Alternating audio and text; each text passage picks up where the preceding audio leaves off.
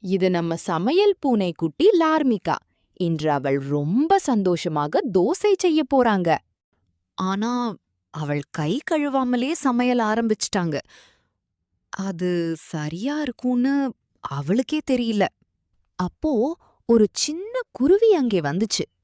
அது கேட்டது, "ஹே பூனைக்குட்டி, நீ கை கழுவலையா?"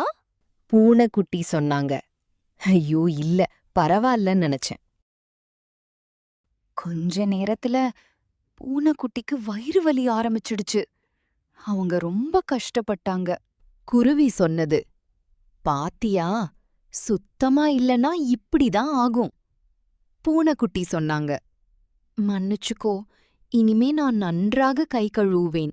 இப்போ அவங்க சுத்தமா சமையல் பண்ணாங்க. தோசை ரொம்ப சூப்பரா வந்துச்சு. குழந்தைகளே, சுத்தம் மிகவும் முக்கியம். எப்போதும் கை கழுவிதான் சாப்பிடணும்.